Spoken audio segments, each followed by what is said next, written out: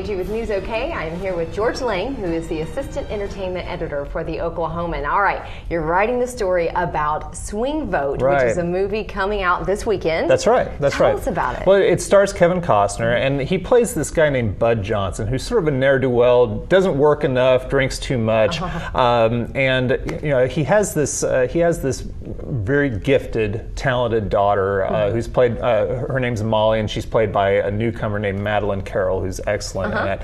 And she's become a real whiz at current events and her civics class, and she's become sort of a star there at school. And the election is coming up, and one of her projects is to follow her dad when he goes out to vote. Well, the guy's notoriously unreliable, and he doesn't make it to the polling place because he's having too much of a good time, and so she kind of worms a way for him to vote. Okay. Well, there is a problem with the electronic touch machine, voting machine, and so the election is extremely close, and all of a sudden everything is all of the media is focusing on this tiny town in New Mexico where this one vote didn't get counted and it belongs to Bud. Okay, so it's all about how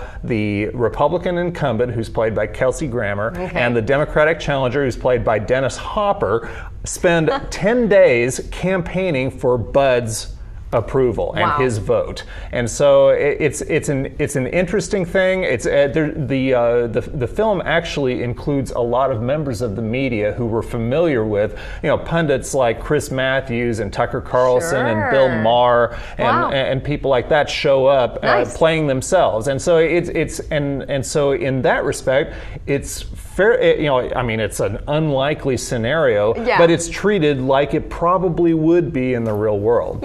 It's kind of interesting. Kind of Florida-esque. Yes, in the extreme. Yes, exactly. I know. Interesting. Right. Okay, so you actually spoke to Kevin Costner. Yes. I went down to Houston about a week and a half ago, and I got to spend about a half hour talking with him, and it was an incredibly candid conversation that we had. We talked obviously about Swing Vote. We also talked a lot about his career. Of course, he was huge in the late 80s and early 90s. He's continued to be a big star, but then he's also, in the last few years, he's taken a lot of chances with his roles. He had this performance as a retired baseball player named Denny Davies in a film called The Upside of Anger a few years ago that was really good. He did a great performance in that. He also had a movie last year called Mr. Brooks, in which he played this white-collar serial killer. Okay, now he's really disappointed in the fact that Mr. Brooks didn't get the attention that it should have in the theaters, and it got a lot of great reviews, but the studio didn't really know what to do with it, and so now Mr. Brooks has become a very popular film in the DVD market. Interesting. And has gotten sort of a cult following,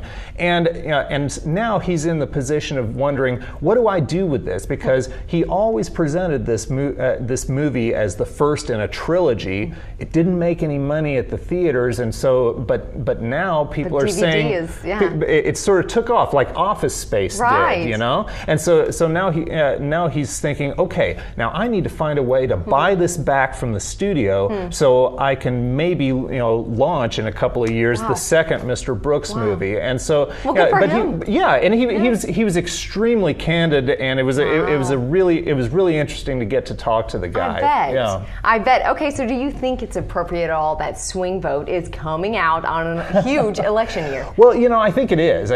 Now, I wouldn't say that it's a perfect film by any stretch, because there are some, like they have these fake political ads that are, they just go way over the top, so it's not quite as believable as you'd like for it to be. Now the media coverage, like I said, is very realistic, but in a way, I think that one of the messages of Swing Vote is that I mean, watch how you live your life, because at some point it could all come down to you. Wow.